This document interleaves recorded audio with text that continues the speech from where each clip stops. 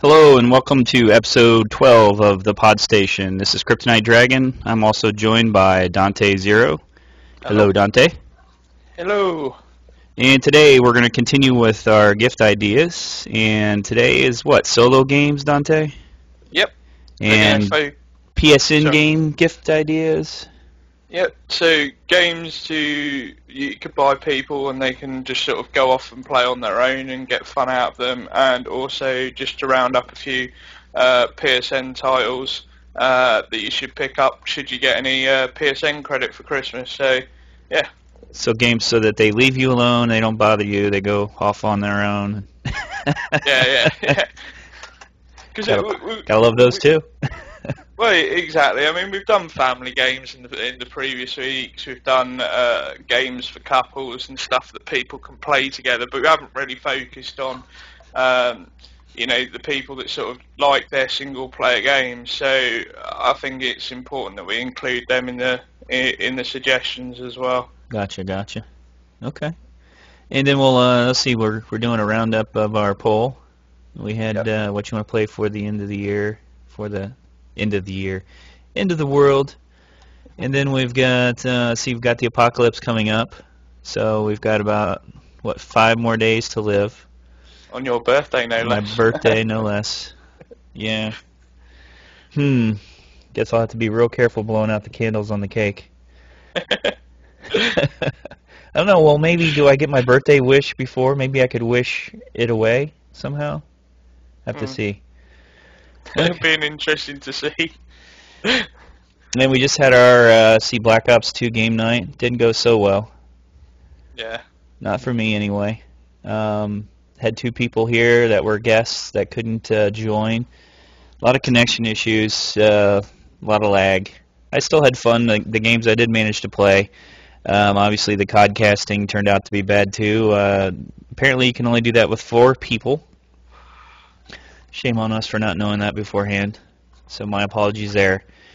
Looks like we'll have to do something with Black Ops in the future and see about live streaming some other form. Let's see. What else? Movies that should be games. We had a little mini debate on that. Yeah. As you say, not really debate. People told me to stuff it. And coming up, I'd like to do another game of staff versus members. So look for more of that coming in the future. We will not have a show next week, but we will have one before the end of the year. We'll have one, the last one, on the 30th. Yeah, and we'll talk about that a bit more as we go through this week's show. And today's topic will be PlayStation Home. Yes. The show we've been promising to do for a while now. Yes, a couple episodes. You've dug deep into a certain thing to do with home, and we'll talk more about that in a minute. Let's start off. Gift ideas, solo games. I'm a solo gamer. I do nothing but game by myself. What are my games? What are my choices? Believe it or not, there's been some great games this year that actually have focused on the single player. I know we've had discussions here on the podcast about multiplayer, and I know in the forums we talk about multiplayer being shoehorned into single-player games and so on like that. But there has been some great games for single players. So with that, I'm going to start off initially with Hitman Absolution. Absolutely fantastic game. The story narrative is brilliant. There are some, I say, multiplayer components to it, but it's not like it's not a traditional multiplayer in the sense that you can create your own missions and contracts similar to the way that you could do in, say, Infamous 2. I don't know if you remember that. Yes. Yeah, where you could basically take assets that the game's already done, and then you could like up the difficulty or set certain mission parameters and so on like that. So it's kind of got a networked approach to it like that, where you can create your own contracts and then you send them out to the community and people can try and test their skill against it. But it's a nice little addition to the game, but the single player of Hitman is absolutely fantastic. You take on the role of Agent 47, who is like the ultimate hitman, and it thrusts you into a story. I don't want to talk too much about the story because it really Spoiler is. alert. Yeah. I don't want to spoil it for anyone, but if you played the previous Hitman games, then you'll feel right at home with this. And some of the additions that IO Interactive have made with tweaking the gameplay and stuff, it looks perfect for this generation. And I'm surprised, obviously, it's taken them so long to do a new Hitman. Speaking of which, there is more Hitman coming in February, as we reported in the news earlier this week. That the Hitman trilogy will be released. But yeah, Hitman Absolution is definitely one of those games that if you like your single player, you'll love this. Stealth action at its finest, short of Metal Gear. So that's one suggestion. Another is, obviously, we've talked about this particular game in depth before. Dishonored. This will appeal to people who are fans of both Half-Life and the Fallout series. It's practically the only Bethesda game that works properly on PS3. But that aside, again, compelling story, fantastic gameplay, plenty of things to sink your teeth into, and really is worth checking out. As I've mentioned many times on the podcast, one of our members, Spratters, did a fantastic review on this. And once you sort of read his review, you sit down and play it, you can see his point of view with the game, and you really will enjoy that. We're also going to suggest as well, this is kind of a dark horse type game really, which is Sleeping Dogs. It came out a little bit earlier on in the year. It's it's kind of an open world action adventure.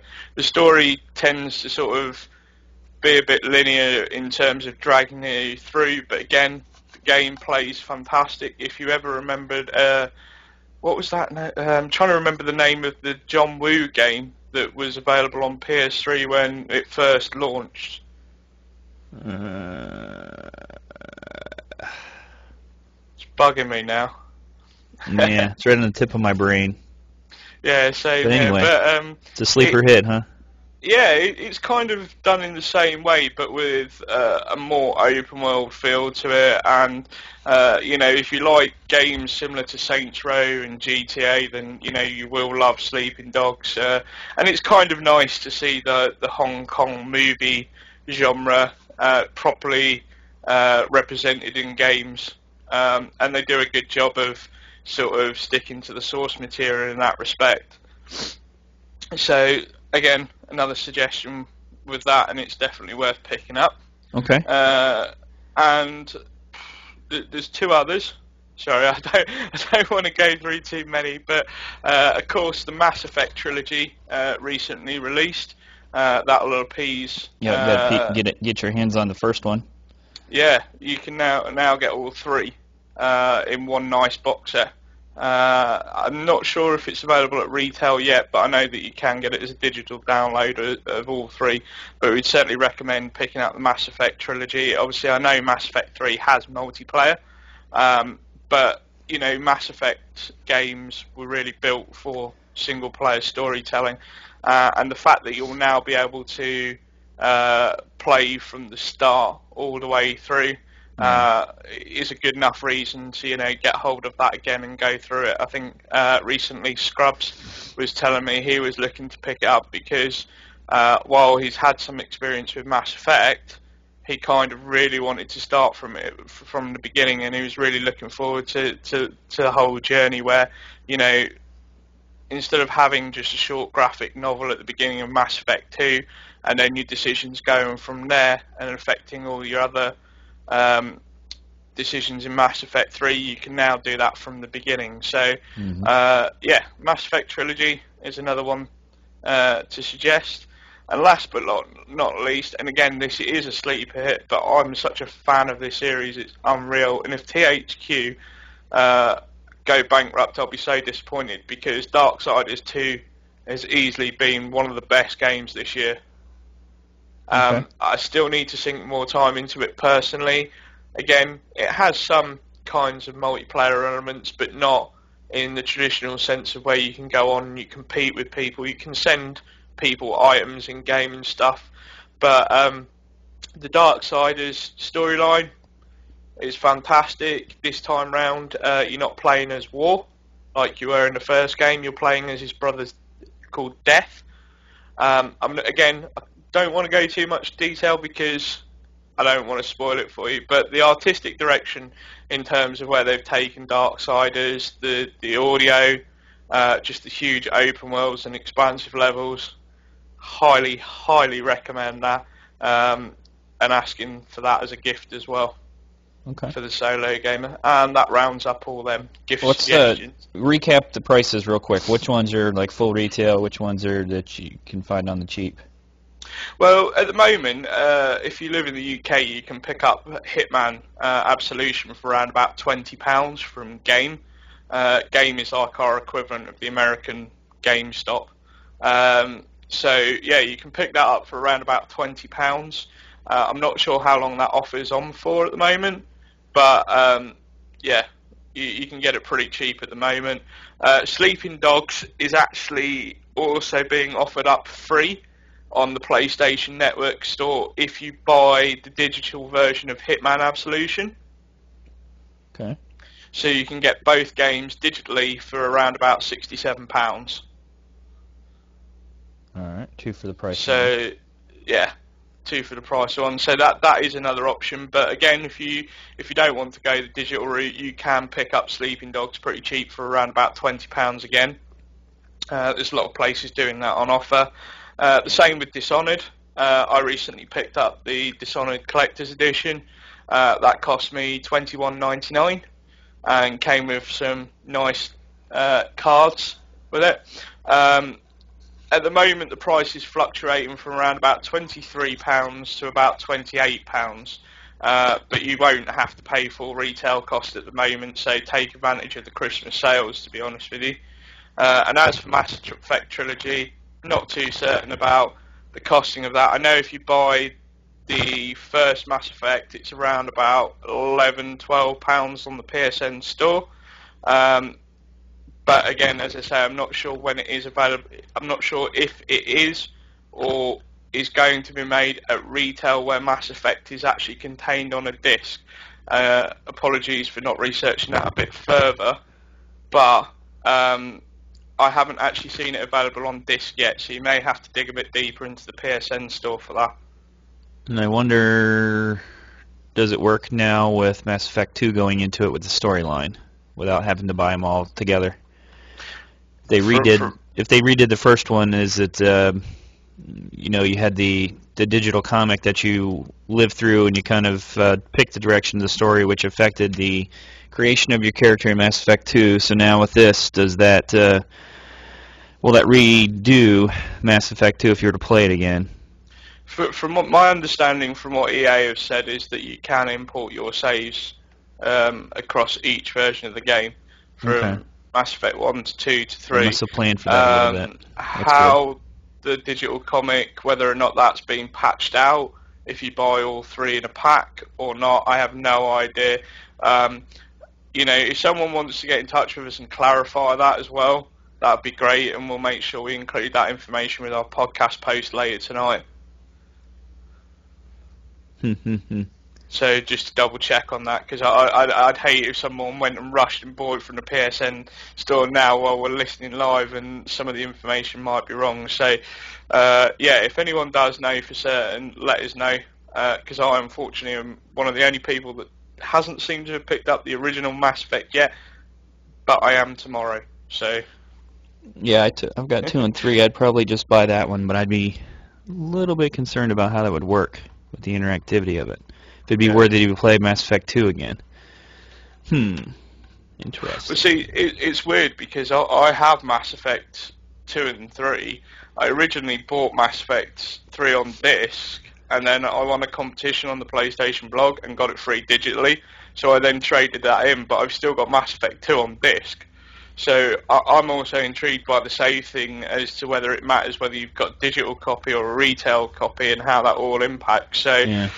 I'll try and dig around a bit more information on that for people just to make 100% certain. And as I say, we'll include that information along with the podcast post on the site tonight.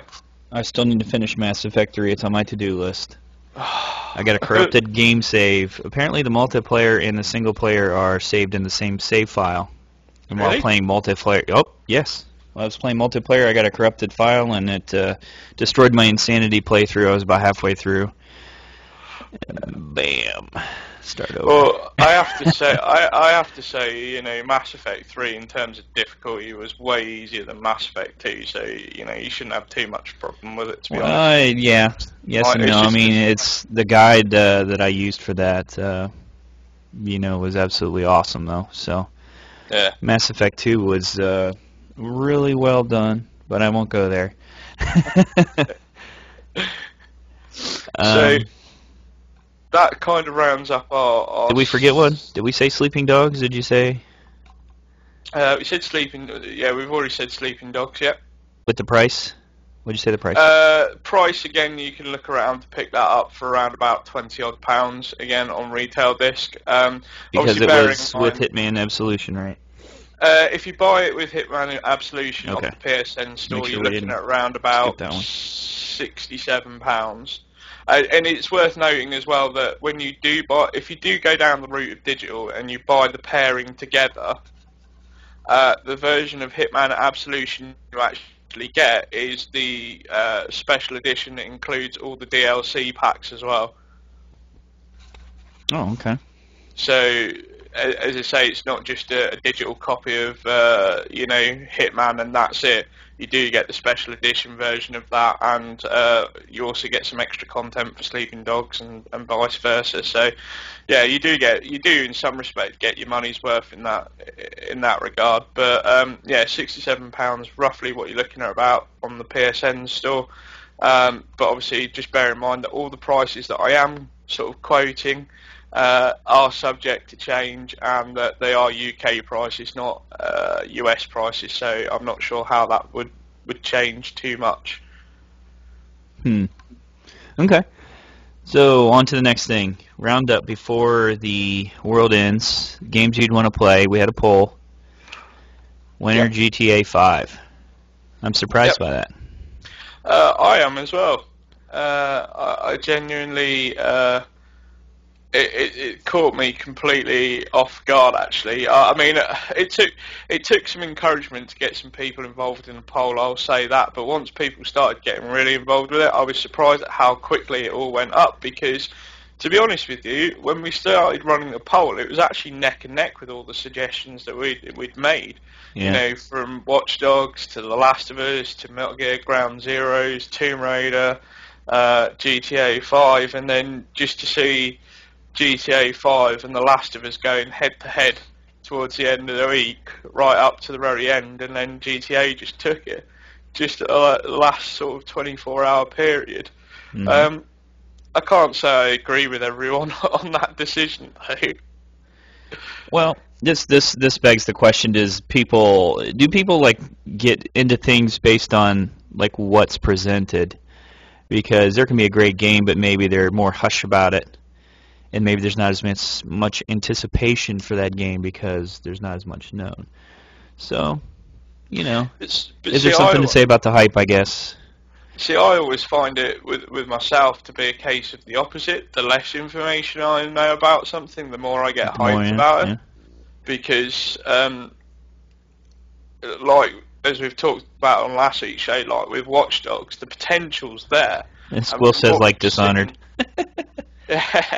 So, you know, the potential's there for such a great game, and when you're only presented with a small bit of information, and then, you know, your mind runs rampant with the potential. If something's revealed, and then it's complete information blowout, like every couple of weeks it's new information. I mean, just look at how many stories we've done on BioShock Infinite in the last 4 weeks. And I've got a funny feeling that, it's not to say that it won't be a fantastic game and, that I'm not excited about it, but I Too already hyped, know too much. way too much information going into playing the game. Hmm. And I think, this is why I said in some respect that Watch Dogs is going to be, for me, the most anticipated game in 2013, because, yes, we've seen footage of it, we've had a brief blurb of it, but we still don't really know anything about the game other than it's coming out next year and it's for current gen consoles and next gen consoles. So that's going to obviously contribute to the hype factor of that. But as I say, for me personally, the less I know about something, in some respects, the more I tend to get excited about it a little bit more. Hmm. I would say I'm a little bit the opposite. I like to see good graphics and stuff coming the way, and then like something unique in the story plot or in the gameplay. When I get a little teaser like that, that's what gets me hooked. Yeah. I.e., The Last of Us. If you got the fighting and stuff, like I said before, took me in, and then now it looks like they have a really great story wrapped around it. I can't wait. And GTA 5, we know it's going to be good, but at the same time, we don't know what to expect in terms of the story or anything like that, as much Yeah, as we know there's going to be driving and shooting, and maybe it's because it's the fifth episode. Yeah, I think we covered some of the concerns that we had with GTA, man, when it was on a few weeks back, regarding GTA 5. There's no doubt that that game's going to be good. Whether or not it's great and excels and innovates is another matter. And for me, personally, as a fan of the series, it needs to do that, because otherwise it's just the same as the previous GTAs, and I don't want that Yeah. for Grand Theft Auto. I think Rockstar in some respects are better than that. You just have to look at the games they've released since GTA, to know that they are better than just essentially putting a new coat of paint in and a few gimmicks and increasing the size of the map. They really should be innovating with GTA 5, and at the moment, even with the big sort of Game Informer splurge that we had, the whole three-player, being able to control three different characters whenever you want, I'm not sure if that's innovative enough. But again, it's one of those we'll have to see more to really make an even more informed decision on it. But that's why it kind of surprises me that it won the poll. I would have thought people would have been a bit sceptical like myself. I genuinely think GTA Man's influence has come through on that. Well done, you sir. Well done. But it was a fun poll to run. It was interesting to see, if the world was going to end, what people's, ideal games they want to play that are coming next year, what they really want to get in before the end of days. And as I say, we must point out that it was just for fun. But yeah, it was a good poll to have. Mm-hmm. I know we had a lot of fun with it. Let's hope, there's no Mayans that voted in the poll, I don't think, but yeah. Anyway. Yeah, I'm not looking forward to it. I'll be a little bit older. It's kind of a mini apocalypse no matter what. So, I just want to bring this back to game gifts again, now that we've cleared the poll out of the way, before we sort of get on to our main subject of debate. Because we have no show next week, we really wanted to sort of round out the game gift suggestions, and for this next one, we kind of want to we're kind of making suggestions on PSN purchases. So if you get a PSN card for Christmas, to X amount of value of pounds or dollars, what should you spend that money on? And we thought we'd give you some ideas. Obviously in the past, in previous shows, we've done PSN picks of the week. All those would be good to spend your PSN credit, but there are some other highlights that I wanted to point out. So if you're happy, KD, I'll just run into a few of those. Go for it. First up, Tokyo Jungle on PSN. It's a fantastic, bizarre creation from Sony's Japan studios. The concept is the apocalypse has come. The world's ended. There's no more human beings alive, and it's now a case of where animals rule the roost, as it were. And so you get to pick different animals, and you get like little missions where you have to go hunting, you have to keep your animal fed, you have to protect your territory by doing things like peeing on it,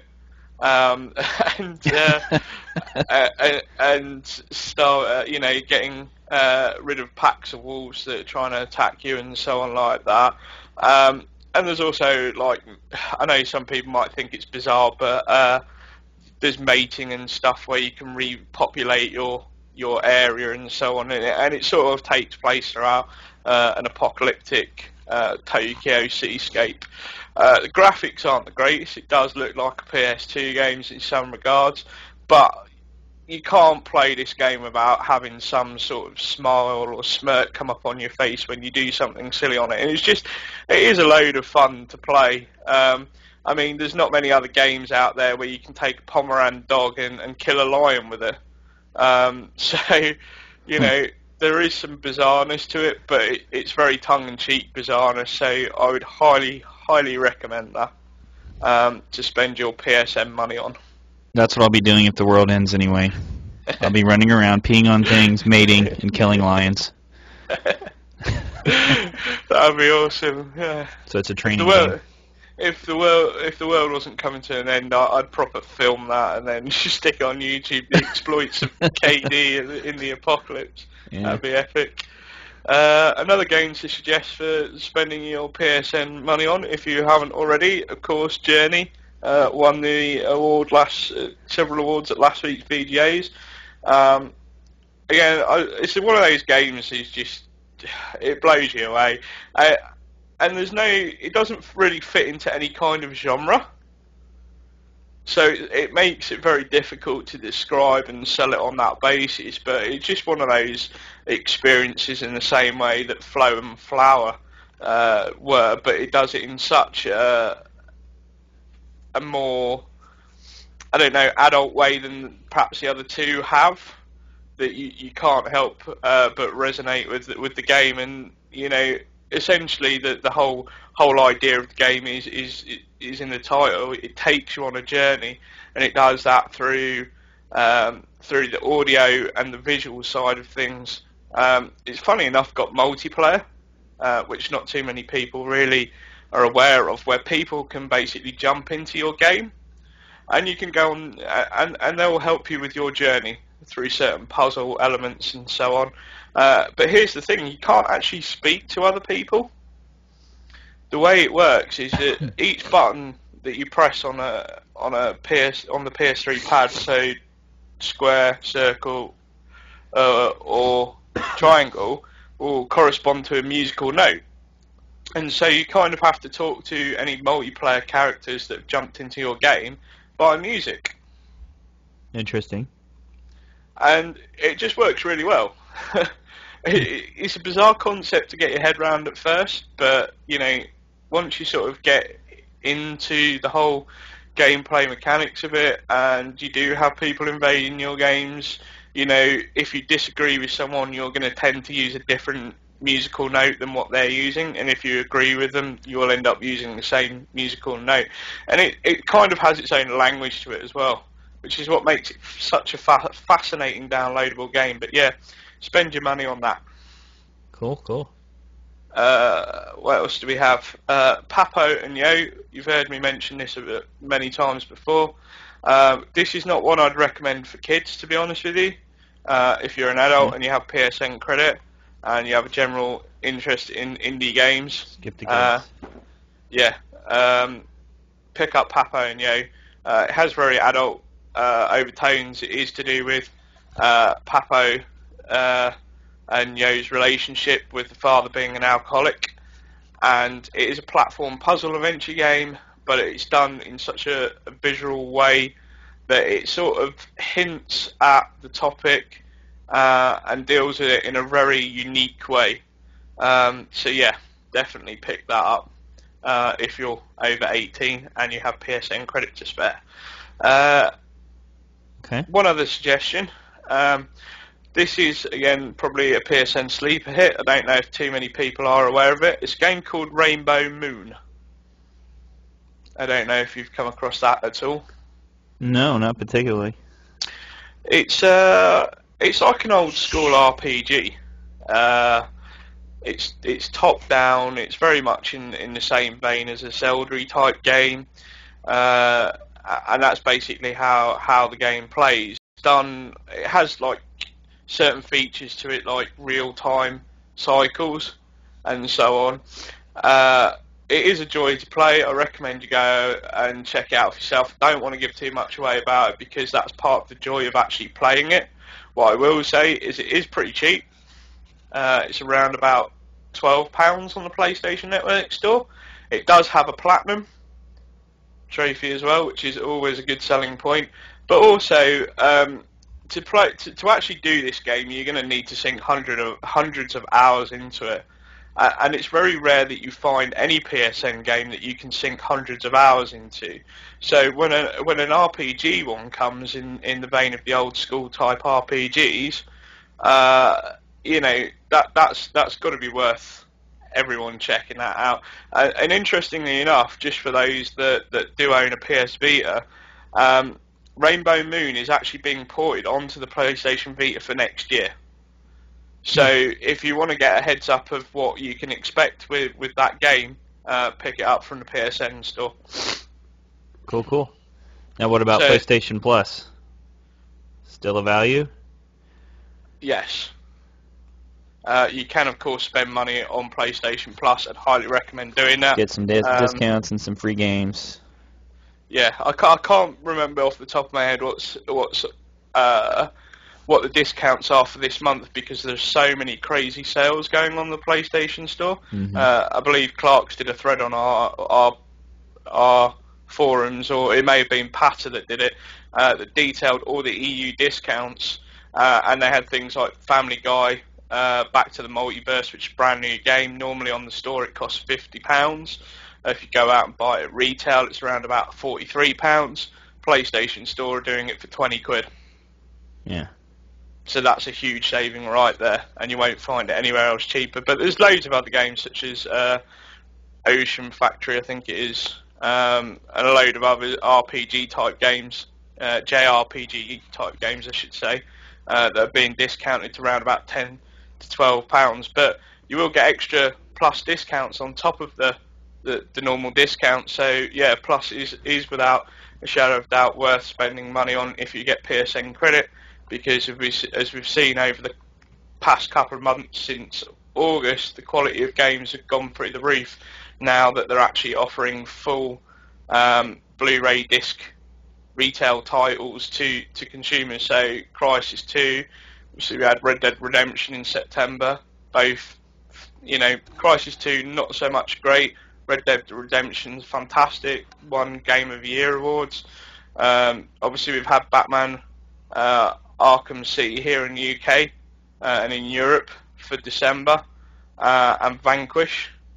So the quality of selection's there. Plus, don't forget that if you do buy a PS Plus and you pick up a Vita over the course of next year, you also get Plus content on that as well. So no extra cost. So you could spend your PSN credit on the games that we've recommended. I think people sometimes forget too. You can buy different lengths of subscription. You don't have to just buy a year. You can buy a month or 3 months, things like that still, right? Yeah, there's the two options at the moment, I think, for the EU is there's 3 months and there's a full year. 3 months will set you back around about £13. The year will cost you £40. There is a deal of Xmas at the moment where you can get the 90-day subscription for $7.99. I was going to say, usually they do something too around this time of year where they throw in an extra month or something like that. Yeah, I don't think they haven't actually done any, well, certainly not in Europe, done any promotions that where if you buy a year's worth of Plus you get X 11 amount of free content 13 or months, because as you say, in the past they've done it where you get a couple of extra months. In before they actually started doing the instant game collection like they're doing now, they used to give away free games. So in the past, they used to give away things like subscribe for a year during this month, and you'll get Little Big Planet for free.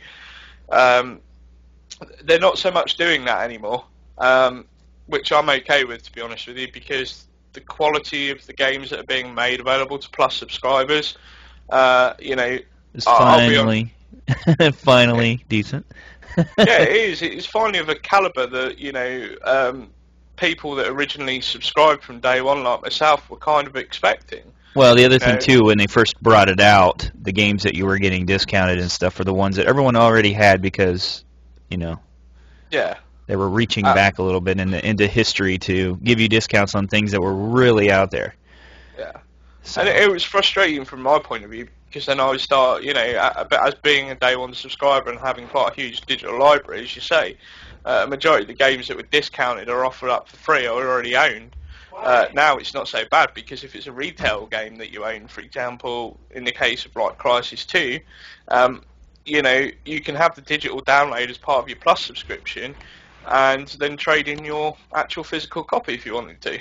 So that whichever way you dress Plus up as these days, there is absolutely no reason not to be a Plus subscriber anymore, given the way that Sony have made the changes to the whole system. So, we'd highly recommend that if you do get PSN cards for Christmas and you have already picked up the other game suggestions we've already made, get yourself Plus if you don't already have it. And they do stack as well. So if you said, for example, if you still have 6 months left on your PlayStation Plus and you want to buy another year, you can just buy that year. It will add on to your time so that you'll have 18 months left, and it will automatically do that for you. Okay. Well, thank you for all of the great tips and information. Definitely going to be looking into the PlayStation card and what that buys this holiday season. That's something that my kids are probably going to want to know a lot about. I was saying to someone about this the other day. I think with the sale that they have on at the moment, I'm actually leaning more to people giving me credit, because I could easily spend about £80-90 on the store right now. Yeah, and you still have the ability to play. There's a lot of things that, if you download them on the PSN, they can be played on multiple consoles when you have. Yeah. The kids can kind of share it between them, so there's some value there as well, versus them going and buying a Lego game and they can only play it one at a time, or on one PlayStation at a time, that kind of thing. So there's some good stuff there to be said about that. Even though you can't resell them, another discussion altogether. Yeah, cover that next year. And then we had our little mini debate. I say that because I think there's a lot of movies that should be made into games, and vice versa. A lot of games that should be made into movies. Should we have that debate on the show now?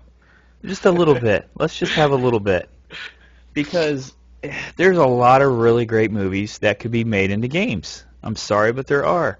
And then there's a lot that have successfully made a game that has nothing to do with the movie, and that's the version I prefer, because somebody mentioned that, and I don't think they need to ruin each other, cross over, have spoilers, have the same story. But a lot of the content that is dreamed up in Hollywood for a movie makes for good content for a video game. Whether it be superpowers, or the sticky situation someone gets in, or anything. The great voice actors, just taking a voice actor and having a totally different offshoot of the story. That's good stuff. So good besides stuff. Obviously the last, not the Last of Us, The Walking Dead, which you already know of, what suggestions would you actually put forward? And I'm not just talking about like modern day movies that sort of harken back to the 80s action adventure movies. What sort of movies do you think would actually make good games? Well, there's one thing that stands out to me that's really missing, and that there's been some really great movies in, is actually police stories. There's a lot of movies that have been out, and I'll tell you one, Negotiator. I don't know if you've ever seen The Negotiator. Very good cop movie. There's rarely any police-oriented video games where you play as a police officer, do anything like that, investigating. Um, there was L.A. Noire. You know, it was unique, but kind of odd. But I mean, you could do something like that. You don't have to approach upon that same story. You can make an offshoot of the story. And I think that's all that you need with video games. Video games just need to come closer to the entertainment industry, with Hollywood as a whole, have better voice actors, have more thought-out story, and not always be about, controls and superpower and fighting moves. Those things are great and they have their place, but I think something that's more involved with a really well-written story that has decent graphics and some kind of hook that's in there, you can make it worthwhile. And it doesn't have to be the same as the movie. So. Yeah, see, I'm on the other end of the spectrum with your opinion. I think they should just stop making movie-based games altogether because they just generally, as rule of thumb, are terrible, terrible games. I mean, there are a few exceptions, as people have tried to point out to me, and I'm already aware of those games, things like Godfather, Scarface game, and stuff like that. They were okay, they weren't great, and here's where I have the problem, is that, whenever a mediocre game comes across, it's so frustrating when you can see the potential in it, and I think with movie games that they have even more potential because of the source material that they're based on. So when you see every game become, pretty much every movie game become mediocre, the fact that these developers that are actually acquiring the licenses to make games based off the movies are not striving to be on a par where, they're competing with AAA games, it just... Well, why not take the concept in a different direction? That's the problem is when they're buying movie rights and they're making an Iron Man and they're trying to make Iron Man do the same kind of things. Yes, I could see that. But okay, Resident Evil. Resident Evil is a movie. You could take that same concept about the virus, the T virus, and you make it into a Resident Evil video game, and it's in a totally different direction, and it works because you have that overall concept.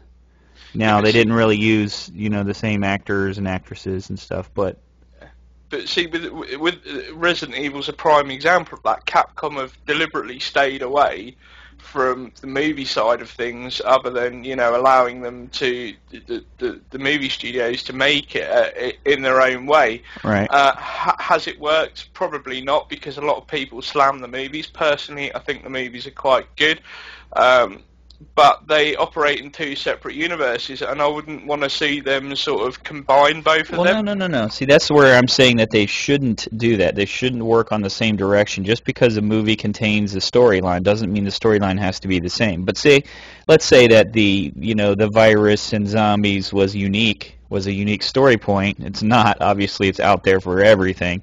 Heck, The Walking Dead. But let's suppose that had not been done, and there's a lot of movies that have that concept that have not been done, and somebody took it and made the Resident Evil video game series, and you would say that's pretty daggone good, because you're taking these two elements, creative elements of the entertainment industry that have a unique topic and some pretty good actors and stuff like that, where you're not getting terrible voice acting, you're not getting some no-name person that can't write, that knows how to make video games, is now making a story for a video game.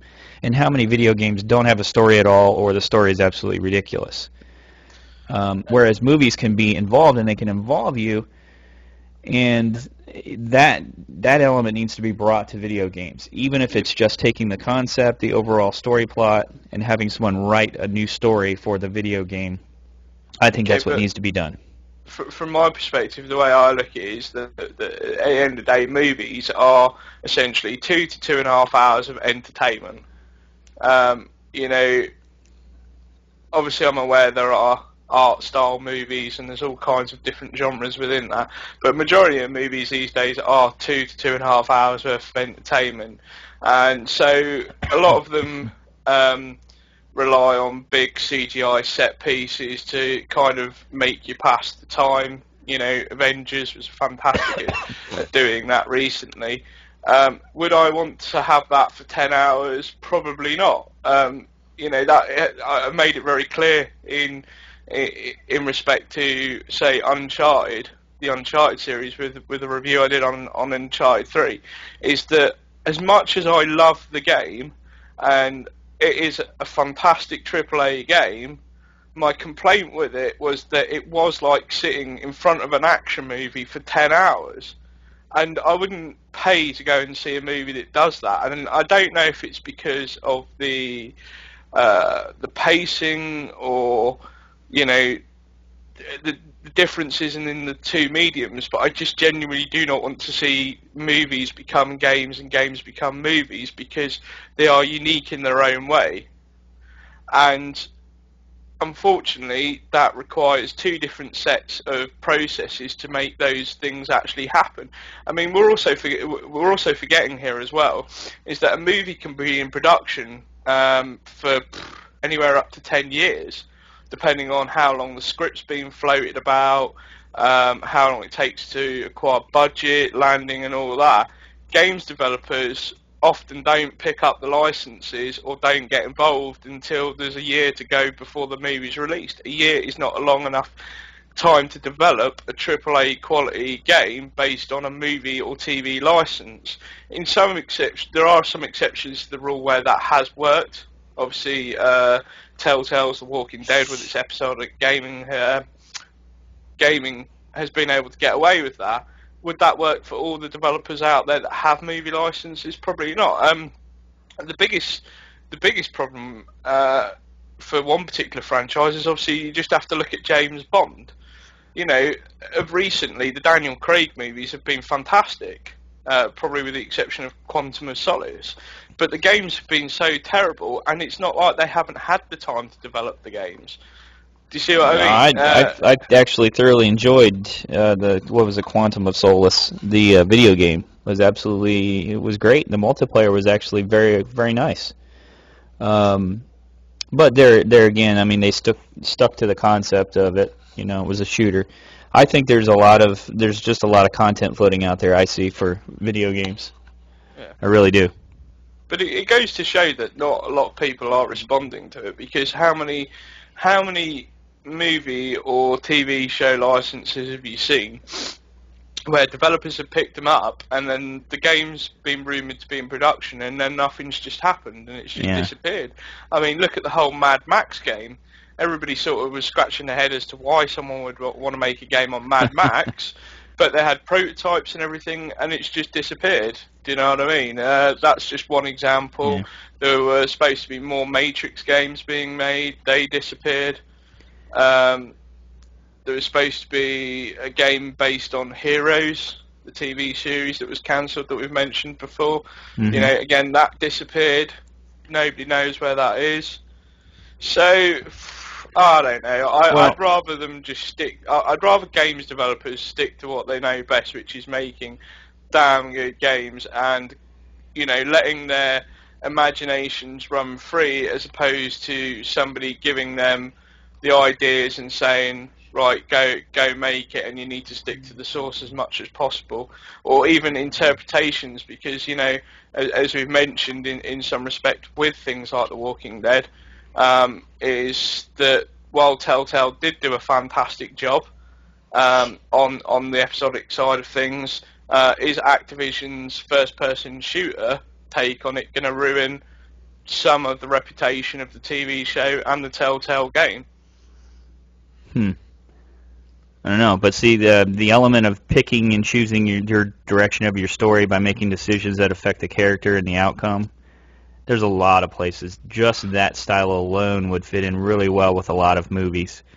You know, just my thought on it. Maybe I'm not into the button mash special moves kind of version of games as much as, you know, something with a nice deep story.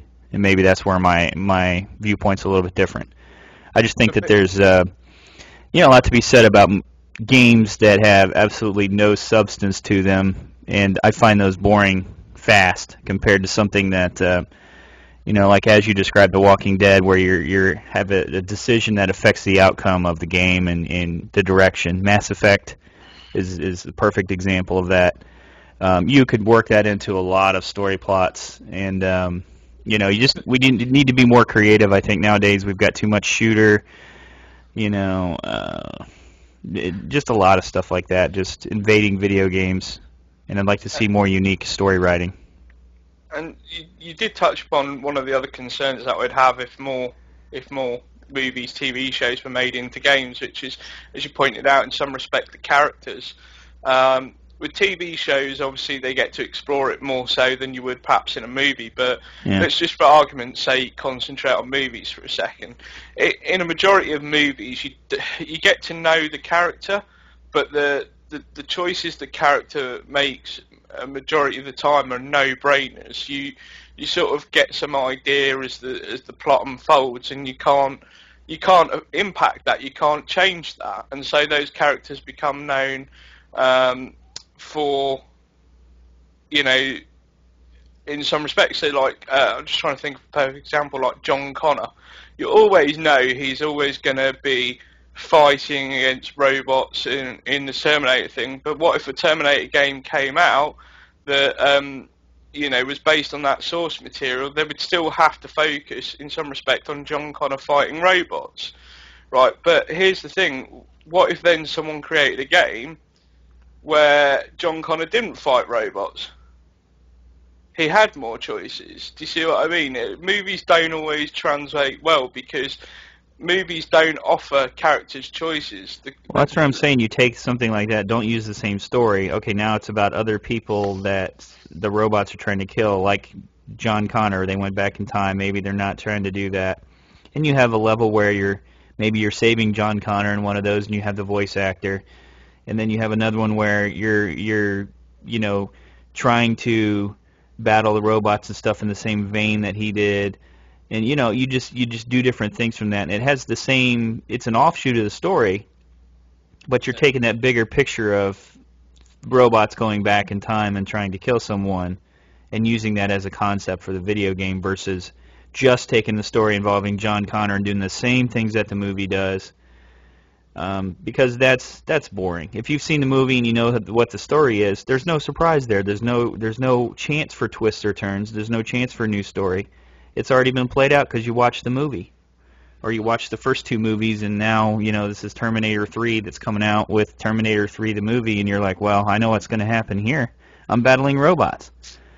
Boring. I guess that's my point. Is I'd like it to not be along the same veins. When they do that, it does turn out bad, but I'd like them to take some of those unique story plot points and characters and intertwine them to make a better video game. That's all I say. Video games, there's too many of them that are just like, they just create this world, and it's just so, like, you're looking at it like, oh, it's some dude and he's a prince and he's got to save the princess. Wow, that's a unique concept. Instead of, like The Negotiator, a very, very good movie. It's a cop that's framed. He's wrongfully framed, and there's several cops and stuff that are on the SWAT team and all this other stuff that are accusing him of things. So imagine that if it's in that same vein, and it leads up to the events in the movie where he's uncovering evidence and facts and stuff like that, and the more he does, it changes the outcome of the game. In a totally unique vein, and then maybe has a voice actor that is a main character from it. Well, those kind of things. I will say this: you've probably made a more compelling argument than I have, and I've probably minced some of my words and points across, so I apologise for that. But I'm afraid I'm still going to have to. We're going to have to agree to disagree on this, because I think it's hard as well to make a proper comparison until we actually get more games based on TV shows and movies that are of a AAA caliber.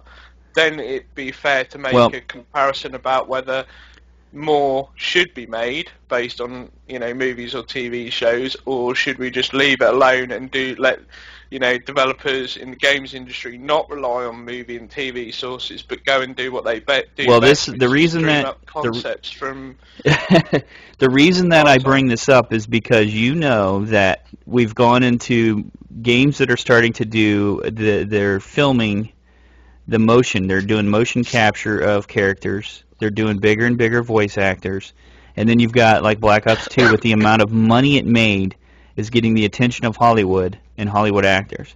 Because now you're talking about titles that can have the potential to make $500 million, and that won't be ignored by bigger actors that would put their name in. Because just over the last few years, we obviously can tell bigger and bigger stars are starting to put their voice acting into video games. If you look it up, you know, even, you know, you might not even realize it when you're playing a game, but I'm really good at actually recognizing you know, actors' voices and stuff from video games, and it's just becoming more and more prolific where they're just everywhere, and they're wanting to be a piece of that.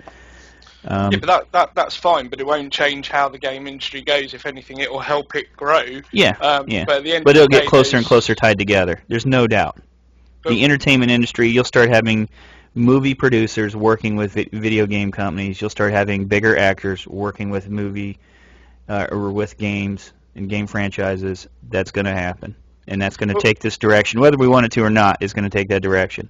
It already does, but whether or not that will have a big impact, as I say, because a lot of the things you mentioned there, those sorts of things are already happening, but at the end of the day, if a big Hollywood actor comes in, plays a part in a video game, that does more to promote the part of the video games industry and get people gaming in some respect, but that actor will still go and back to doing movies and so on. They will both coexist. If anything, you do make a good point that at some point in the future you may actually find that they do merge, that movies will go away altogether and they will become interactive experiences, and there are experiments and numerous other technological papers and so on that suggest that be the case. But, you know, you're talking decades away yet, but I think you do make a point that as bigger actors, you know, get involved in games, it's great for the games industry because it's more of a publicity stunt than anything. You know, at the end of the day, actors work hard to on their craft, and at the end of the day, their craft still requires them to not only to be able to voice act, but they have to at some point do it visually. You know, you just have to take a look at someone like Patrick Stewart, the guy who played Picard in Star Trek. You know, he's gone on to do voices for American Dad, but all the time that he was doing Star Trek and voiceovers and numerous other things, he was still going up on stage and performing Shakespeare. He was still doing other movies and so on like that. So, you know, they will go back to their craft eventually. But yeah, the only thing that it has a positive aspect on it is that it will help to promote the games industry. But I can't see it being a case of where they merge or one overtakes the other for a while, yeah, until a majority of the technology that's been implemented will become standard, if you like. Moving on. Talk about that for hours. Well, you know, I clearly won that argument. No, I'm just kidding. So speaking of virtual worlds and alternate reality, yes, and home, take us into it. Yes, for those that don't know, every Wednesday Home does an update. This update was kind of special this Wednesday because it saw the return of XI, or Z, however you want to pronounce it. I'll refer to it over the course of this podcast as XI. That's always what I knew it as. XI has returned home with a brand new space and a brand new adventure to boot. For those that don't know, XI in the past, it was done about 3 years ago, I think it was. Hang it up, it was a big thing for PlayStation Home. It got people all around the world working together. It was an alternative reality game where initially started from posters and icons popping up in home spaces that people didn't recognise, and so rumours then spread across the internet about what it was all about and so on, and more people came to check it out, and there was a whole adventure around it that didn't just take place in the home, but certain activities and stuff that you had to do within the home space led to you needing to go outside of home into the real world and find clues and puzzle solutions. KD, you may remember getting involved with that a few years back. Yes, indeed. I got my trophies in home to prove it. Yeah. So, you know, and it was a fascinating experiment in some respect, because it was kind of a marketing approach stroke AR experiment. Those that don't know what alternate reality is, where you, say for example, you play a game online, and let's say you were playing an RPG and you were given a quest, and the quest said you need to go and find this item. But that item is then located in a QR code or a billboard somewhere in the world. So then you would have to go out, you'd have to come out of the game, go out into the world, and you'd still be effectively playing the game. Because you then have to go find the billboard, take a picture of it, bring it back, decipher the clue, input that clue into the game, and then the game can progress. And it's a fascinating topic, because PlayStation Home was really at the forefront of that 3 years ago, and to see it return is amazing. But it's returned in a much different way than you'd anticipate. Have you had a chance to check it out, Katie? Yeah, I did a little bit down the rabbit hole. I spent a long time downloading it, though, and getting into it, so which I tried to do before the podcast today, so it took a lot longer. And so what I'll ask you before we go into it a bit further is that just on first glances, okay, in that respect, when you went into Home 3 years ago, there was that kind of air of mystery around the whole thing and what was going on and how could you be a part of it, and then starting to work with other people came as part of the game. Did you find that you still had that sense of mystery, or was it a bit more meh? Sorry, I'm getting largely distracted by things going on here in my home. I've got phones ringing off the hook and everything, doorbells. Well, I would say it's totally different. It's I've been a long-time home user up until just recently, and they've changed the model of the way home looks now. But before, it was largely impressive because you almost just stumbled upon it. You're like, what is this? And then you go down below the city, and there's different things that are clearly puzzles, and you're like, well, what is this? And it almost just challenges you to, like, you're running into it, and it's like, well, to get from here to there, you've got to solve this puzzle. And then you see sort of these message boards, you're using these computers, you're realizing that all these other people in the world are trying to figure it out, and that it's a much bigger concept instead of just like this local little game. And so it got me hooked the first time around. I was more intrigued than anything that led me to it. And it's like, what is this? But I used to explore. I didn't just go into home and just chat with people in the main square. I would go all around and look for, little games, free items, that kind of stuff.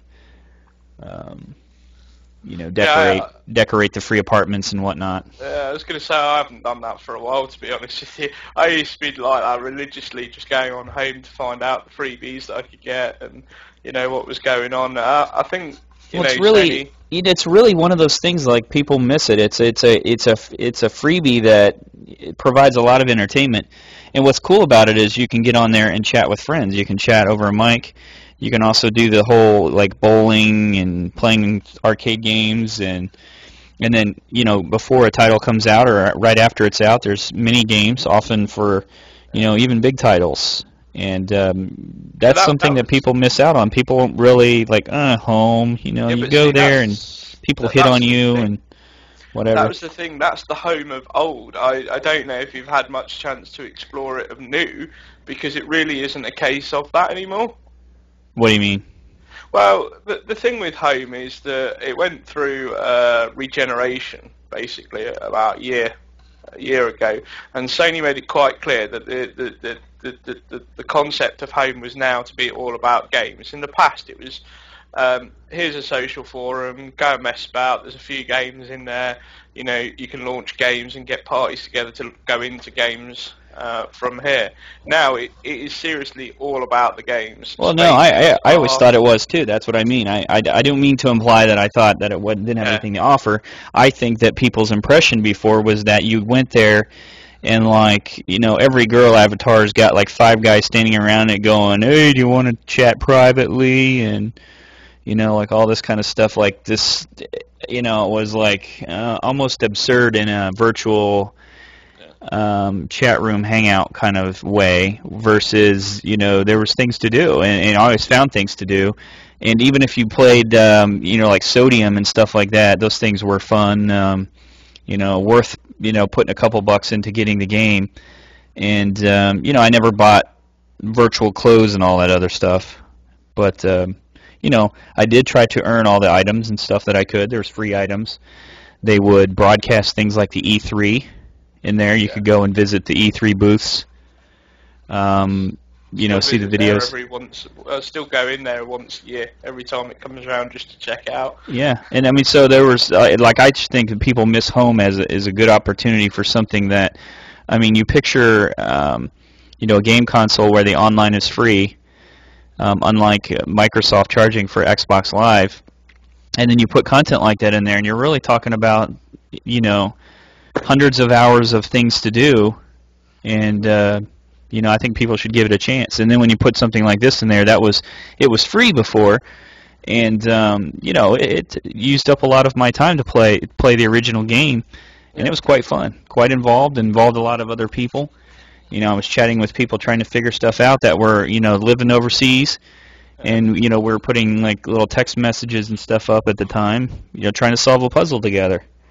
And see, that's the thing that I think, you know, with all the improvements that have been made to Home over the years, and the refocus on games, and, you know, helping in some respect monetize a lot of stuff, making it more attractive to third-party developers to actually create content for Home. You know, Sony's done a great job in that respect, but the one thing they're missing is obviously this XI side of things, which, you know, still is very unique, and I think people will look back in decades gone by and look at it as a unique experience, because, you know, as we've talked before about this, in the lead up to doing the Home show, it was one of those rare occasions where it didn't matter if you didn't know what PlayStation Home was, or you know, what XI was. It grabbed your sense of intrigue straight from the off, and you wanted to get involved, and you wanted to help solve puzzles, and you really wanted to get down to the bottom of that. And so what you had was gamers who, you know, it didn't matter whether someone was into RPGs, whether someone liked their first-person shooters, or someone was more puzzled. All these various types of gamers all came together to work the XI puzzle out and get to the bottom of it, and to get such a range of different people together and get them working together for a collective objective is something that I've very rarely ever seen in games, and have rarely ever seen since, where fanboyism and opinions didn't matter because you were all working together to get to the bottom of this puzzle. And that is what Home has been missing. Even with the recent reboot, there's not been anything like that to draw people back into the Home and say, look, come check everything out. We've got more of these intriguing things that you can get involved with, more people in our community that you can work with. And so, yeah, I think they should do it free again, though. I really do. That's my take on it. It comes back to this point that I made, that, you know, and we said before. You just completely cut out.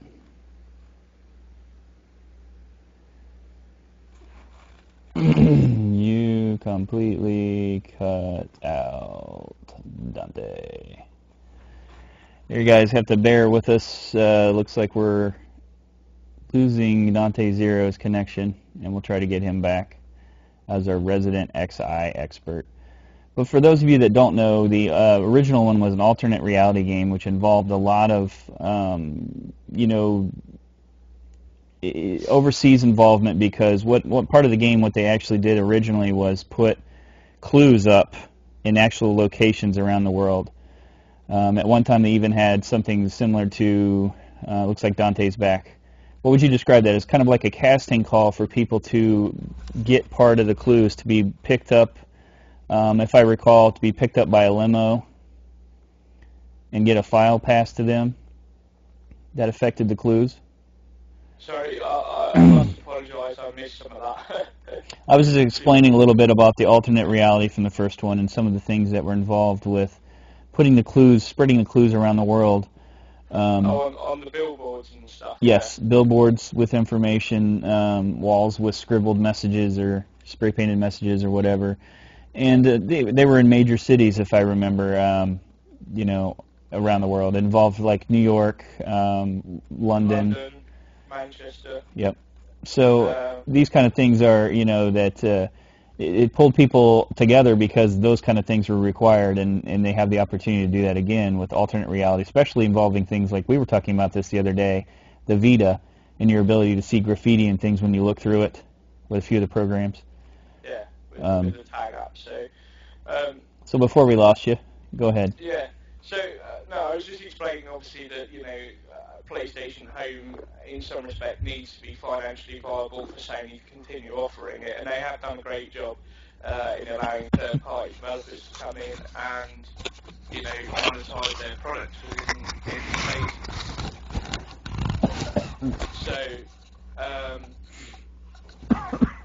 as I say, they've done a good job with that, and with the return of XI, unlike in the past, Dreams, who are responsible for making the AR stuff, are actually, forking out of it out of their own pocket. This isn't coming out of Sony's marketing budget to get people into Home, which is what essentially the original XI was meant to do. It was meant to draw people into Home, to get people to spend money, and so they wrote it off as a marketing exercise.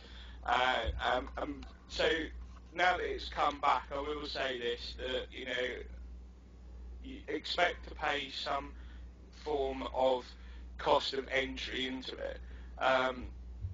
Having been an original XI player, I have taken the plunge and invested in it. It was approximately around about £5.49 to gain access to it, and it gives you all the tools that you actually need for the game. And it takes place in its own unique space called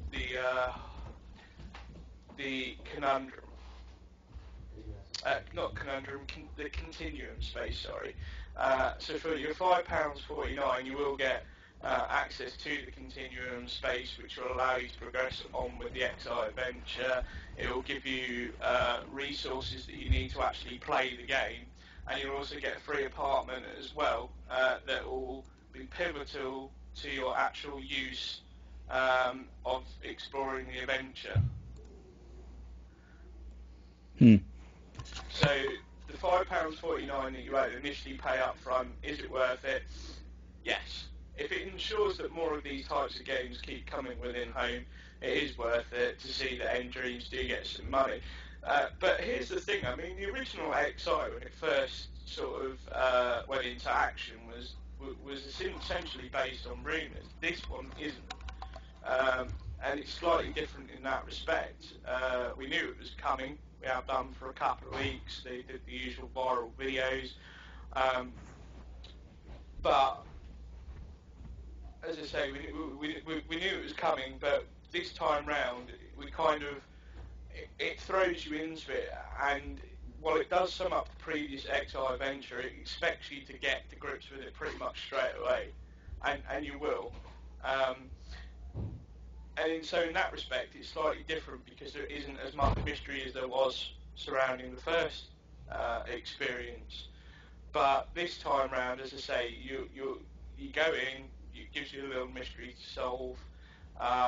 it's fairly easy to start off with, and then once you buy the pass, you get access to the continuum, and that's really where the meat and bones of the adventure will take place. And you have numerous different hubs that will connect you to certain things, and how you go about your puzzles and how to resolve them.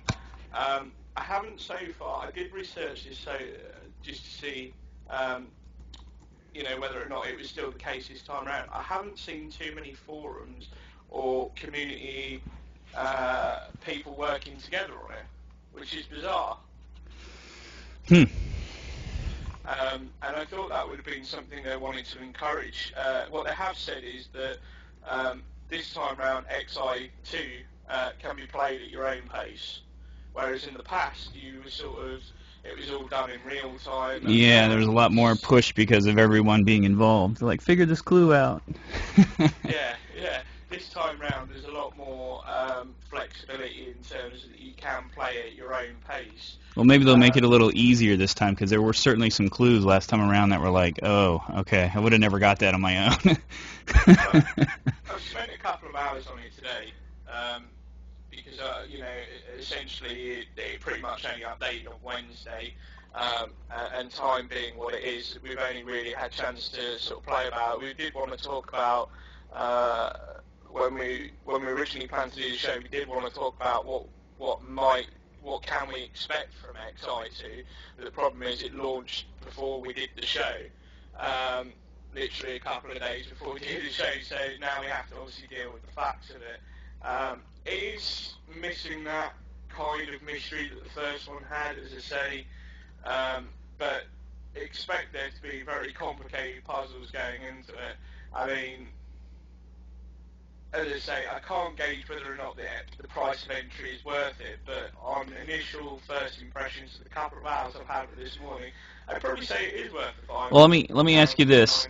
Let me ask you this: is it puzzles, or is it more find this and complete this maze, whatever? Does it go back to some actual thought process where you've got to sit down and figure it out and decode stuff? Oh, yeah. It still keeps the original gameplay elements of the original XI with the puzzles and so on, and it is still quite a difficult learning curve to it. It just has more of them. It's bigger and better in that respect. So if you can imagine the original XI and then times it by 10, you're getting close to where XI2 is in that respect. It's just missing the mystery and the furore around it and the community coming together. And I'll get on to my thoughts about why I think that might have been the case. I've gone down that road in a minute. But they still have the AR components of it, because there's still the viral videos on YouTube with Jess, who you may remember from the okay. There's still viral videos on the internet in regards to that. One of the quests that I did this morning actually directed me to an outside website again, which, if you remember, XI used to do that with a lot of hints, clues, or red herrings, and then double red herrings, and do you know what I mean? So they still have kept a lot of that, and of course you can still access those through terminals within PlayStation Home. But yeah, I'm still a little bit sort of reserved about it, though. This is the thing, and it just seems that when the original XI it came out of nowhere. Sony weren't saying anything about it, and Dreams weren't saying anything about it. It was just kind of like, go and figure it out for yourselves. We're not telling you what's going on. This time around, it's kind of like, yeah, it's back, here's a marketing video, and that's it. And I would have thought two things would have happened there, which is that, given the success of the original, Sony would have marketed it a bit more, make people aware, because I don't know if too many people were aware that XI was making a return. And secondly, there doesn't seem to be, now, the last couple of years, Sony has got quite clued up in terms of community management and engaging with its communities, and yet somehow you don't see the promotion from the community managers either into excise return, which it kind of baffles me a bit more. Surely you'd want to get the word out and get the community coming back to home for this. Well, see, there it is again with, like we were talking about. Like I think there's been some strong showing in the commercials and everything like that, and then they fall off the face of the earth. And then, my thought is that they kind of go up and down with that, and they're not consistent. And here's the same kind of thing. You're talking about something that probably will not get near the attention the original did because now it's not free, and they're not exposing people to it in the same ways as before. So you're going to have home users that are already on home are going to use it, and you're not going to really draw anybody in because those on the outside that don't use home aren't going to see this as an opportunity to go in there and try something new. So you think they want to promote it on the basis of the fact that, and here's why I took the plunge earlier today and bought it, is because, from a nostalgic point of view, I want to learn more and more about the thing that got so much of my attention 3 years ago, and and for that reason alone, this is why I stumped down the £5, or in US that's $9, and it's not a huge amount of money to drop for pure nostalgia's sake, and that's why I did it. And surely, if home now really is a money-making exercise, why are they not promoting it? Because I'm sure millions of people will be in the same boat. They'll be quite happy to drop a £5 for nostalgia's purposes. well, one thing they could do is offer something at the end of the rainbow. It would be nice. I think if they did that as some kind of, I don't know, maybe a discount or 6 months of PlayStation Plus, something like that would be, to drive people to it. I don't know. I guess it's just a matter of, like, what do they hope to accomplish out of this? Is it just is it its own game now? Or is it meant to drive people to using PlayStation Home? I think it's much more a case of, they're, as you say, it is its own game on its own now, basically. That's what it boils down to. And I think, that the people they're banking on are the people that are using home regularly and those that are coming back for this specific thing on a nostalgic basis, and that's where they will make the money of it, which is a shame, really, because, as I say, in comparison to the original, the idea was to draw as many people from as many varieties into home to really build the community. And now that they have a community, it's kind of like they're not still looking to bring more people in that respect. And this is why I held off on making my point of why I think, in some respects, I'm not sure if this is going to be a successful exercise for them, because it seems that even with the recent reboot of Home, being a social games platform, in some respects, they've done a lot of work, improving the graphics, making technical changes to Home, fixing all the bugs, and readdressing the focus being on games. In some respect, they've turned it into a niche product. It really is, because nowadays it's so hard to find. In the past, the home community would be at one with everyone else. That, in some respects, home communities would get involved with all the various different communities within PlayStation. Now it seems to be very much a closed-off thing. Home people go and do what they do, and none of that comes outside of that community in some respect. You see what I mean? It's more closed off, and for that reason, it kind of makes it a bit more niche. And surely that's not what Sony should be aiming for. And we've talked about this before in the past, that I still have high hopes for PlayStation Home, being, that there is a lot of potential there, but I just still don't get why it isn't at the forefront of the PlayStation UI, because that is what will bring people in. PlayStation Home is one of those experiences where you have to show people and get people involved with it straight from the off, otherwise they won't have an interest in it. If you go up to somebody and say, look, we've got this virtual 3D chat room where you can play loads of games, somebody will just shirk it off as, well, there's tons of websites on the internet that do that. and I don't need a PlayStation, and I don't need to disrupt my gaming habits to do that. Mm-hmm. Do you see what I mean? And in that respect, I just can't understand why Sony have allowed it to become essentially a niche thing. It needs to be brought back to the attention, and XI was a great opportunity to do that again this time round. And, you know, I'm sure the more I get to grips with XI2, it is going to be fantastic, but at the same time, you know, essentially, I'm banging the drum for Sony on this one, and I shouldn't have to. Sony should be banging the drum and, you know, getting people back. You know, it should be saying to people, XI's back, come check it out, come look at all this hard stuff we're doing, you know, really trying to engage the home community to open up more, but also bring more people into the community, into the home community, instead of just being this niche closed off thing. Yeah.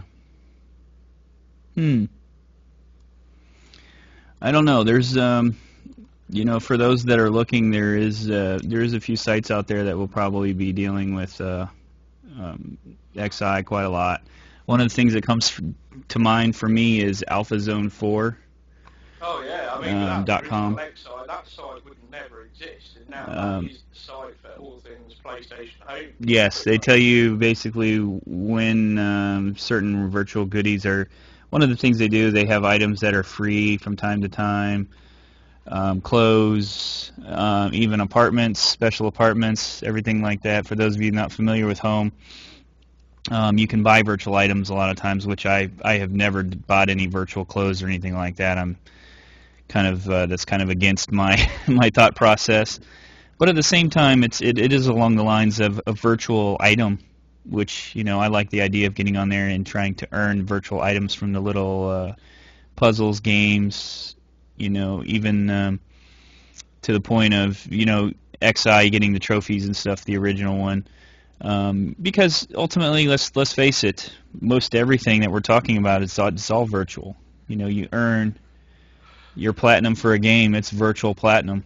But I look at this sort of the same in that you're earning an item that is virtual, but it's still, you can actually own an apartment there, whether you get a free version of the apartment or you buy an elaborate mansion or whatever there for, you know, $5-10.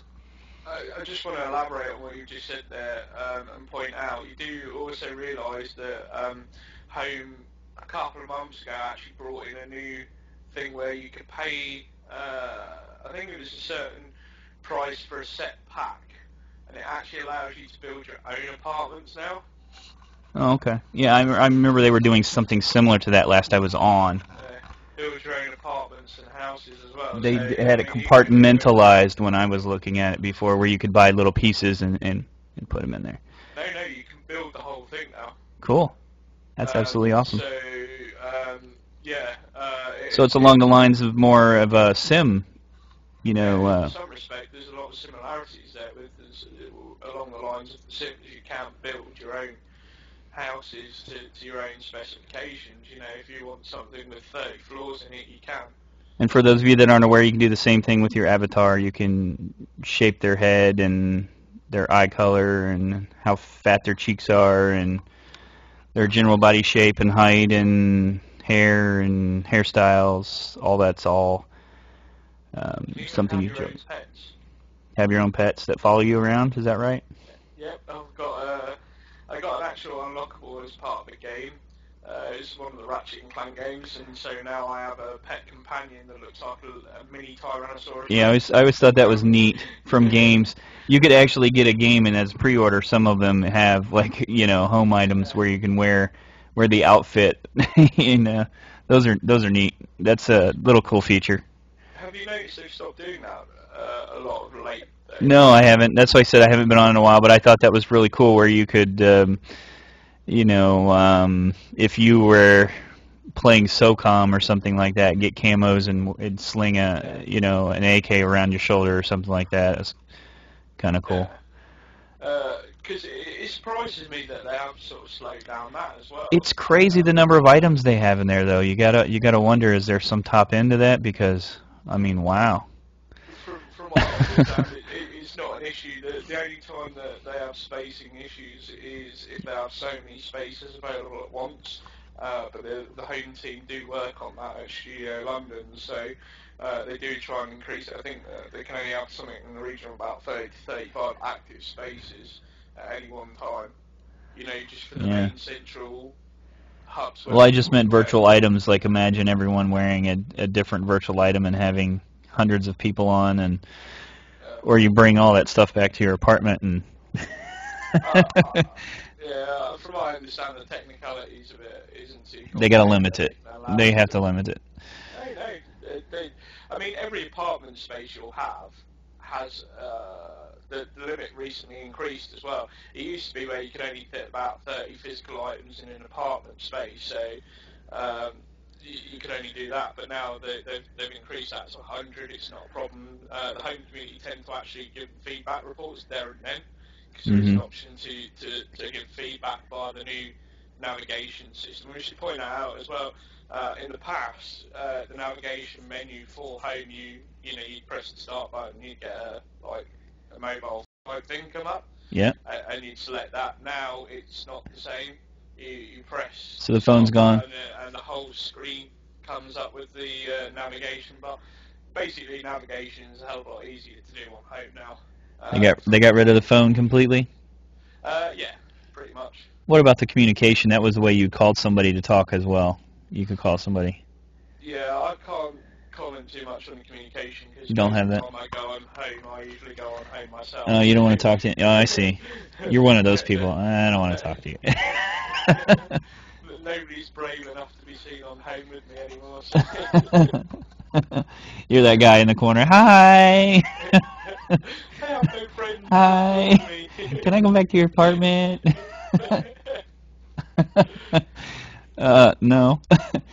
Yeah, it's been a while since I've been on there. I guess I'll give it another shot. One of the things I can say is I used to glitch it. I've got items from other like Japanese servers and stuff like that I've got to show on. You get the arcade machines, yeah? Yes, I have the arcade machines, them, yeah. and I actually had them. I had where you could download the game demos. I used to have them on my PlayStation, and they would work. You could play the arcade games. Well, see, Dig Dug and some other things now like that. That's available in all regions. If you actually buy the arcade pack instead of having to nick it from another region, you actually get access to all the games. So I stole them for no reason. Yeah, well, that's the beauty of it. You just try and get it as quickly as possible. But I don't know. I think home. There's so much more to do with it, and I think people should, listening should definitely go and check out the changes with it. But I just feel that home's coming on way too slowly in terms of its changes. I mean, yeah, there's certain aspects that certainly need to be addressed as well. For example, in the US, you can have custom picture frames where you can put your own pictures on wallpapers. For some reason, here in Europe, we can't. And they said it's an image. They said that, if I remember rightly, their main concern was that if it was of a graphical nature in a private space, they couldn't monitor it, which, first of all, I know is a load of rubbish. And secondly, if you're going into someone's private space, you're agreeing to be okay with whatever's in that apartment. And so if something does offend you, you can report it and leave. So, it just screams laziness to me that they didn't want to put that in EU PlayStation Home as opposed to... Well, you guys, it's like maybe you guys are just more easily offended. No, personally, I'd welcome having personalised wallpapers and picture frames. I really want that because, unlike yourself, I have invested money within PlayStation Home. Some might question whether or not that was a wise choice or not, but I have done things like I have bought spaces, I've bought the odd occasional bits of the odd occasional items and so on, and the fact that in some respect that what I do with those items and the spaces that I've purchased is limited because of some stupid EU regulation baffles me. Because well, there it is again. It's that regionalization messing it up and changing it for... It's the same thing back when I used to go to I used to log on to Tokyo and Japan and all that other stuff, and of course you don't speak the language and really know that. But the games, they had more. They had more games. Our version of I still think they have it, the boardwalk and the carnivals and stuff. They didn't even have that, and Japan had that for forever and a day. So I mean, there's a lot to be said about how those things come out in one region, and again, other regions get nothing, or they get a dumbed down version, or Yeah, but here's the stupidity of it all, is that, in some respect, I can understand somewhere like the US getting a dumbed down version of it, or somewhere like Japan, because home is developed in England. It is developed by both Studio Cambridge and Studio London as a working project. Once they issue a new space, they fire it to PlayStation, London Studios, who then allocates it to the different regions. And I can't understand why, if it's developed and produced and worked on mainly within the UK, why is it that the Europeans suffer the most with regards to the regionalisation of home content? I kind of understand, some issues with actual retail and digital games because of EU laws and stuff, but we're not talking about that. We're talking about PlayStation Home, that is something that is developed in this region of the world, and it's like, it baffles your brain. But just coming back though, would you say home in some respect is a niche? Because having talked with you and sort of saying about certain stuff that I keep following up with, because obviously I do read the PlayStation blog on a pretty much daily basis, so I know what to expect. I would say this is something that, like, at first they really pumped up. When I first was buying a PS3 and hearing about a PS3, I was seeing a lot of stuff about home and how great it was going to be and the interactivity there. And it went through phases for me. Like, I looked at it and it was like, wow, that is really innovative and it's really cool. You were thinking Sims, you were thinking like chat room, virtual reality type, all the possibilities.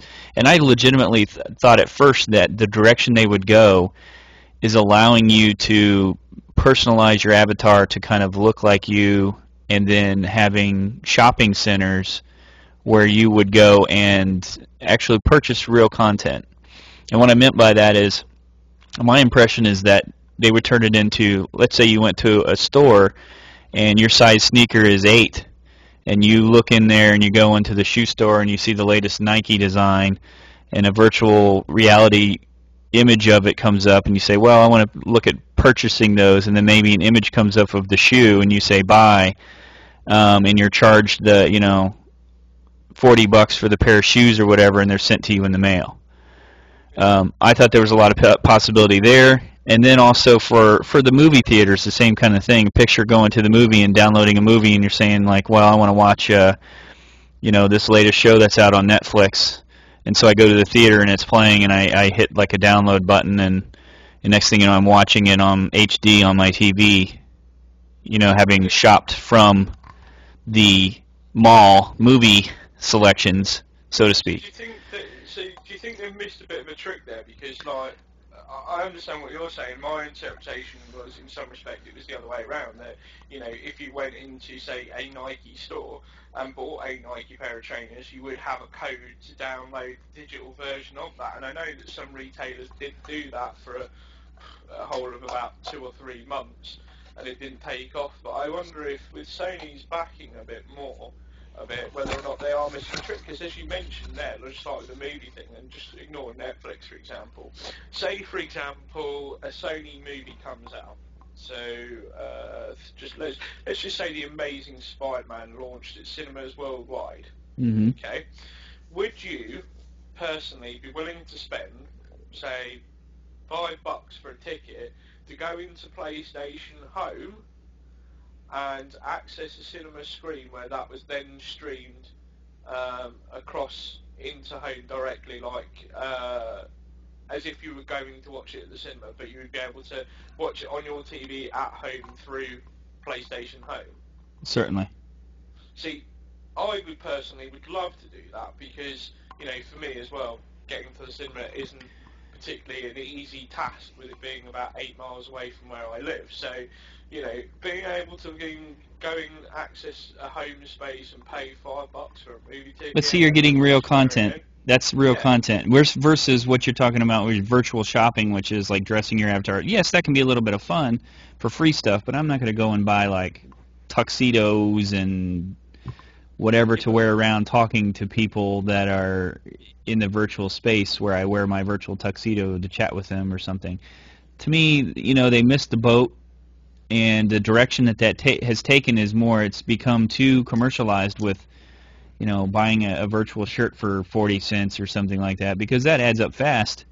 Yeah, it might be neat, but at the same time, once you've been there, done that, it's kind of like I'm not going to keep going in there to see the latest avatar fashions that are coming out. If you were able to, you know, if you went into, say, as I say, again, coming back to the Nike example, if you went into a Nike shop and you bought a pair of trainers and you got a code for a piece of digital content as part of your purchase that you could then use in home, you know, I could see more people doing that. Mm-hmm. You know, you're getting a free digital, a free virtual item with your real world purchase, and Yes. so that encourages you to Yep. then go into home. And I don't understand why Sony, in some respect, haven't built upon that, because that concept is quite promising. Mm-hmm. And having demos in there where you can go and demo a game instead of downloading and doing it.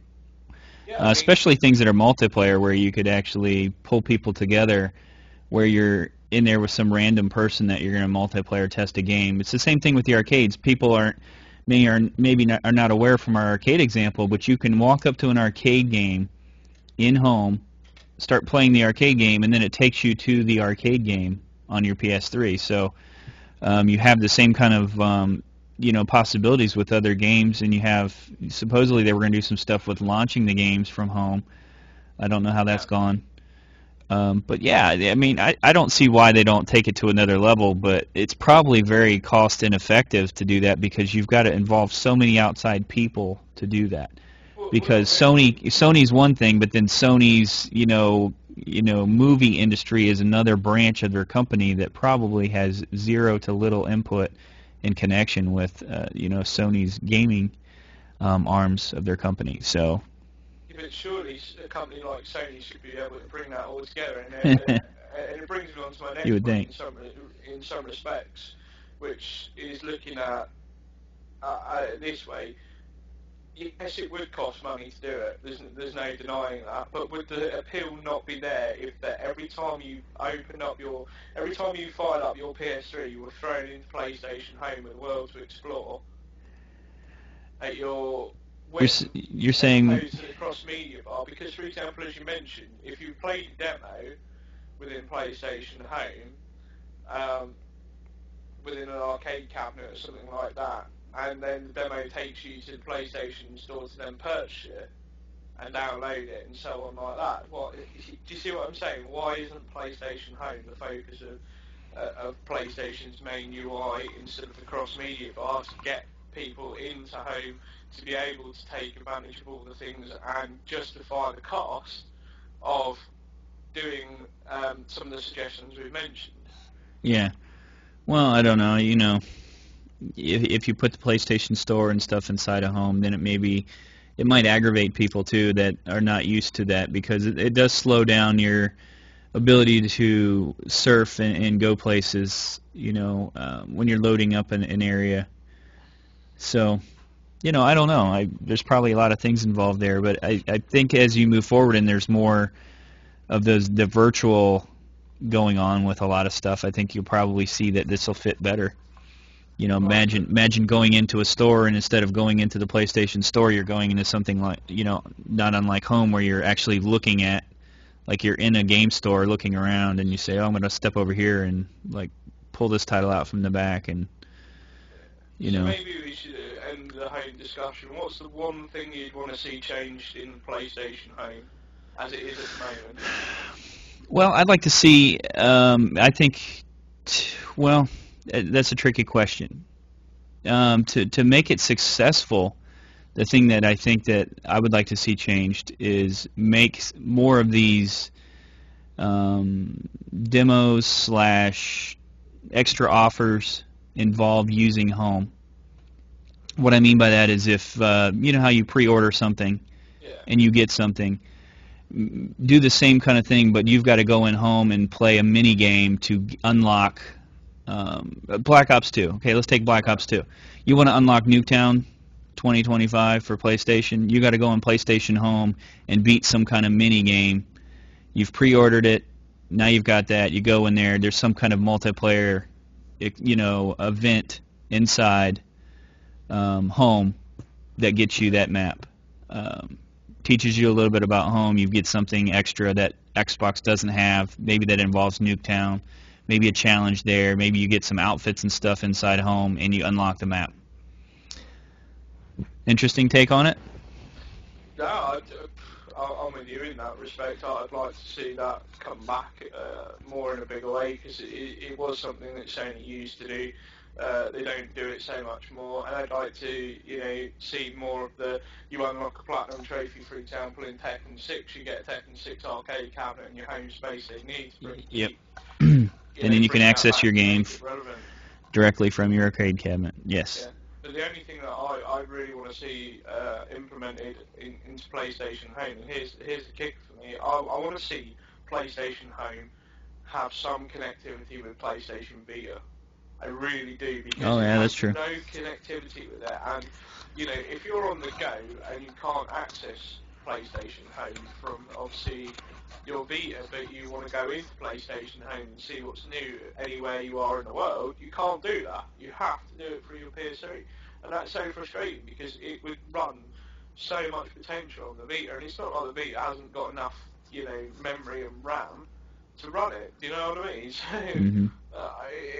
it astounds me that there is no sort of connection or affiliation between the Vita and PlayStation Home, which you would have thought so. Whether or not that changes in the coming years, I have no idea, but that is something definitely Sony needs to work on, because they do a lot of Vita promotion within PlayStation Home, but what's the point of promoting a product that can't connect with it? Yeah. It kind of silly. It just seems a completely pointless exercise in that respect. So, to finish up our home debate, we should probably just say, in terms of the excise stuff, probably haven't covered it as much. If people want us to cover it a bit more, get involved in the comments and in the post. Me and KD are hopefully going to try and set up a thread. Yes, unique thread for XI. To do with XI. One will obviously be spoiler free, the other being with spoilers. I think, if we have two variations of it, that'll work quite well. So we'll try and get them sorted up on the site within the next couple of weeks, so that people can get involved with that.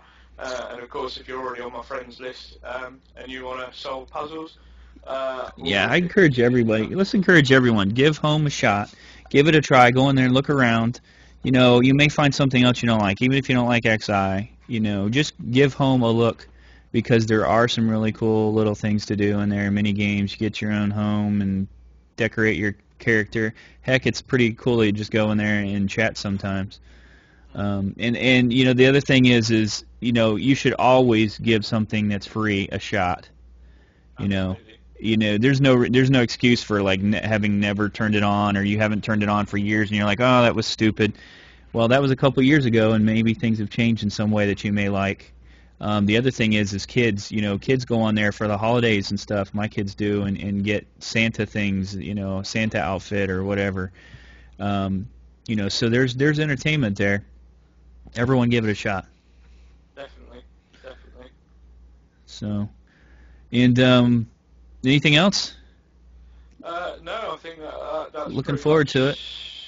For the... Remember, no show next week. If there's the apocalypse doesn't happen, then we will return on the 30th for an end of the year show, and from there, we'll see you in home. And I do want to give a shout out to Clark's for the PodStation image that we have now up on the screen. So that's pretty daggone cool. Yeah, that's awesome. not only did he get praise for naming the the podcast, but he's actually given us a fantastic image to go to. Yeah, I don't know. I keep asking him, is he GFX? Because he does some fantastic graphics. I mean, what's the deal there? Needs to recruit, maybe. Probably shouldn't have said that out loud, but yeah, we may need to recruit in that respect. But I will say this, for show number 30, for the show on the 30th of December, as KD mentioned, we are going to sort of be looking back in some respect over stuff throughout the course of the year. But we also want your suggestions, topics that you would like to hear us talk about. Yes. Do you know what I mean? Because at the end of the day, we do this podcast for you, the listeners. So, what a fitting way to end the year by getting the community involved and getting everybody to suggest stuff that we'd like to, they'd like us to cover and like to hear our opinions and thoughts on. So, get involved with that when the podcast post goes live later on tonight on the site. So, yeah. Absolutely, yeah. To reiterate that, I think the only reason to do this is to just give you guys a new perspective on things, make you think about things you didn't, maybe tell you about a game you didn't know about, give you some ideas on, anything, gifts, things like that, to help you out. So if there's something you do want to specifically talk about, I'm all open to it. Because remember, the podcast is about you guys. And, we're not experts by any means. Dante has a lot of game knowledge. I'm just some schmo that has an opinion. But, certainly, anything we can do to help you guys out with learning about something new, even if it's, a PlayStation Home or a new game that's coming out, or give you a different take on something that you didn't have before, we're all for it. So, and we will revisit PlayStation Home at some point in the near future as well for another podcast. So yes, Squill, my kids calms down. I don't know if you guys, I try to mute everything when I beat them. No, I'm just kidding. But our next show is what, 13? Well, we're skipping one. Should we say that's episode 13 that we skip? Because that's the unlucky number, right? I don't know, it could be a bit confusing. Should we go from 12 to 14? We'll have to figure that one out. Yeah, we'll figure it out. Anyway, everyone take care, and here's hoping that you have a very Merry Christmas, and hopefully everything, everything with your family life goes well, and you have an enjoyable Christmas. Spend some time with your family and friends. It's not all about games. Life's not all about games. It's not all about PS3. So spend some time with your family. Life is short. Enjoy it. Visit with the family. Have some good food. Enjoy those holidays, and I hope everyone's Christmas goes very well. So, stay safe and have a Merry Christmas. Until the 30th, we're signing out. This has been the PodStation, episode 12. Thank you for joining us. Take care.